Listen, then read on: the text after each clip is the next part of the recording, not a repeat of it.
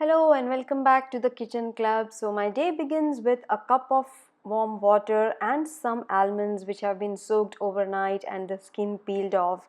So I have this within 10 minutes of waking up. I'm an early riser, so I get up around 5:30, and after having the almonds and the water, I take shower and finish my morning puja, and then before I start my official cooking for the day for the family, I try to eat something which I can prepare really quickly. So I like to quickly toast one bread, preferably brown bread or multigrain bread, and then prepare a avocado toast by just slicing some avocados and having it on top of this toasted bread. I have this along with my cup of tea in the morning. So I sit for 5 minutes and have this peacefully before I actually start my full cooking routine. This early breakfast not only energizes me but at the same time makes sure that I'm in the right frame of mind in the morning rush, and I'm sure you can relate to it that hungry tummy leads to unnecessary stress and frustration during those rush hours. I'm making poha today for breakfast for everyone else in the family. So I've taken around 1 cup of poha or the beaten rice here in the bowl, and sprinkled some water and made it a little bit moist and let it sit for 5 minutes. And in that 5 minutes we'll prepare the other tadka and vegetables for the poha. So I have added some oil, about half a teaspoon in this pan, and then roasting some sliced potatoes. I have tried to slice them thin but big in size just to make sure that they cook really quickly, and when they have roasted well, I'm going to take it off in a plate and roast some peanuts. If you have raw peanuts, it is a good idea to roast them well. I have roasted peanuts already, so I'm going to just slightly roast it and keep it aside. And then in the same pan, I'm adding some oil and mustard to prepare the tadka. I have also added some urad dal with the mustard seeds, and then adding some chopped onions, curry leaves, green chilies. So I don't chop them very finely because I have little kids, so I like to take it off before serving it to them. And then I'm going to add some dried red chilies as well, and then mix them together well till the onions turn golden brown, and once they have become translucent or turn golden brown, I'm going to add more vegetables, some green peas and carrots. I have taken frozen peas here, and carrots are finely chopped. So just mix them together well and let it sit for around 1 minute till it cooks well, and then add some turmeric powder to it. Mix well and then add the poha to it, and then some salt to taste. And then it's time to add the roasted potatoes and the peanuts. Mix them all well nicely, and then I'm going to sprinkle some water in it. I won't add too much water, just a little bit, sprinkling on top of it, and then close it with a lid. After letting it cook for around 2 minutes, I'm going to add some coriander leaves to it, switch off the cooktop, and then again close it with a lid and let it cook in its own warmth for around 5 minutes before it is ready to serve.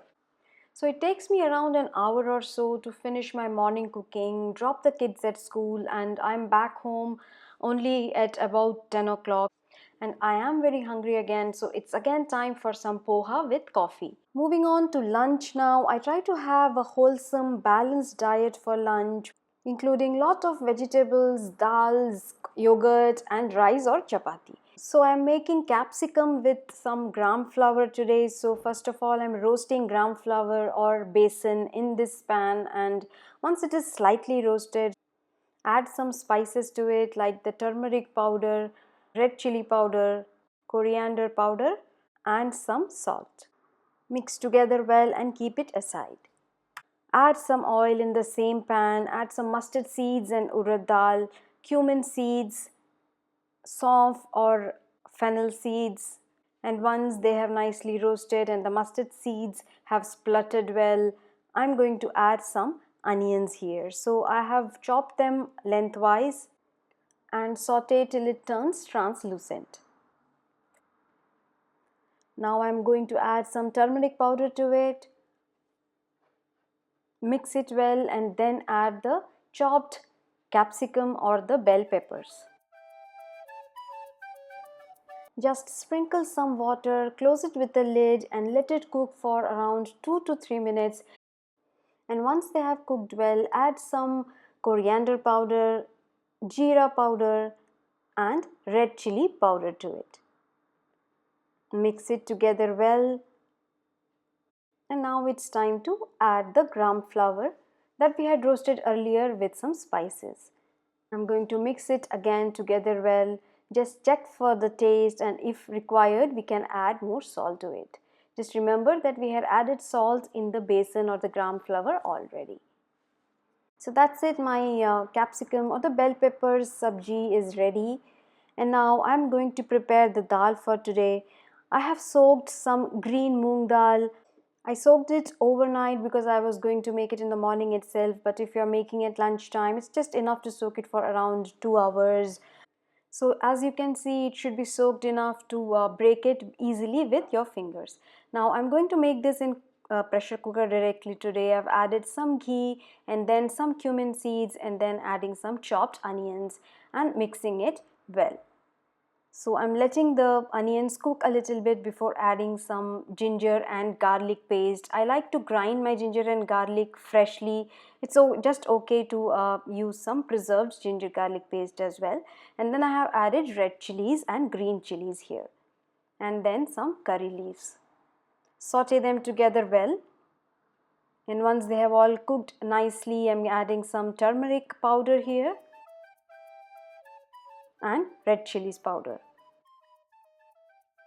coriander powder, and then a cupful of tomato. So this is one big tomato. You can find all the ingredients used in each of the meals shown today in the description box below. So I'm just letting the tomato cook for about a minute before adding the soaked green gram or the green moong dal. I had soaked 1 cup of green moong dal in 2 cups of water already, so I'm just putting the same water for cooking as well. So that's the measurement. If you're taking 1 cup dal, you would need 2 cups of water. Then I have added some salt and coriander leaves, and then let's pressure cook it. After the first whistle, I like to slow down or put the cooktop to medium and then wait for another 3 whistles in medium flame before switching off the cooktop and letting the pressure cooker cool down fully. So once the pressure cooker has cooled down well, so this is how the dal looks. I'm going to give it one boil again and then adding some kasuri methi, nicely crushed so that it gives out the flavors very well, and then about 1/4 teaspoon of garam masala. So my dal is ready here. You can see it is cooked so well and takes only 5 minutes because we are doing it in pressure cooker. And there's my chapati also ready. So just before eating, I quickly made this cucumber salad by chopping some cucumbers, carrots, tomato, onions, and then sprinkling some salt, chaat masala and red chili powder in it. And then there is Greek yogurt, the dal and the capsicum sabji. So here we are with our very delicious and healthy Indian lunch.